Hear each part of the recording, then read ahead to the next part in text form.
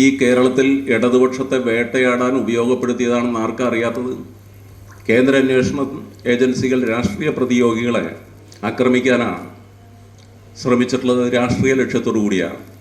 Karuvannur case മാത്രമല്ലല്ലോ, മറ്റ് ചില കേസുകൾ കൂടി അന്വേഷിക്കുന്നില്ലേ? ഇവിടെ BJPയുടെ ഓഫീസ് സെക്രട്ടറിയുടെ വെളിപ്പെടുത്തലുണ്ടായല്ലോ. BJPയുടെ ഓഫീസ് സെക്രട്ടറി വളരെ കൃത്യമായി പറഞ്ഞു, ചാക്കുകളിലാണ് പണം കൊണ്ടുവന്നത് ഞങ്ങളുടെ ഓഫീസിൽ വെച്ചത്. ഞാനത് കൊണ്ടുപോകുന്നത് കണ്ടതാണ്. ആ കേസിൻ്റെ അന്വേഷണത്തിൽ ED എന്താണ് ഇപ്പോൾ കോടതിയിൽ സമർപ്പിച്ചിട്ടുള്ള സ്റ്റേറ്റ്മെൻറ്റ്? ഞങ്ങൾ അന്വേഷണം പൂർത്തിയാക്കിയിട്ടുണ്ട്.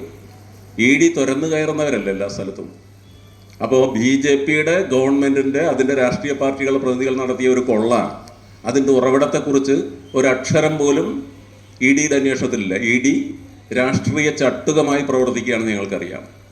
തൃശ്ശൂരിലും ED ആ നിലപാട് സ്വീകരിച്ച് കേരളത്തിൽ ഇടതുപക്ഷ ജനാധിപത്യ മുന്നണി ഗവൺമെൻറ്റിനെതിരായി വളരെ ശ്രമകരമായ പരിശ്രമം കേന്ദ്ര അന്വേഷണ ഏജൻസികൾ നടത്തിയതല്ലേ?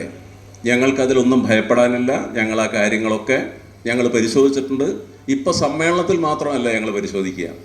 ഞങ്ങളെ സംബന്ധിക്കുന്ന വിഷയങ്ങൾ ഏതെങ്കിലും ഉണ്ടായാൽ പാർട്ടി അതാത് കാലങ്ങളിൽ പരിശോധിച്ച് ആവശ്യമായ നടപടി സ്വീകരിക്കും. ഇപ്പോൾ വയനാട് ഒരു ബാങ്കിൻ്റെ പ്രശ്നം ഉണ്ടായല്ലോ. ആ വയനാട് ബാങ്കിൻ്റെ പ്രശ്നത്തിൽ 2 പേരുടെ പേരിൽ കേസെടുത്തിട്ട് കോൺഗ്രസ് ഒരു അഭിപ്രായം പറയുന്നത് നിങ്ങൾ കേട്ടിട്ടുണ്ടോ? ഞങ്ങൾ സ്വീകരിച്ച സമീപനമാണോ? തെറ്റ് ചെയ്തവരെ സംരക്ഷിക്കുന്ന നിലപാടാണോ ഞങ്ങൾ സ്വീകരിച്ചത്? നിങ്ങൾ പറയുന്ന ബാങ്കിൻ്റെ കാര്യം ഉൾപ്പെടെ. അപ്പോൾ ആ കാര്യത്തിൽ ഞങ്ങളുടെ നിലപാട് സുവ്യക്തമാണ്.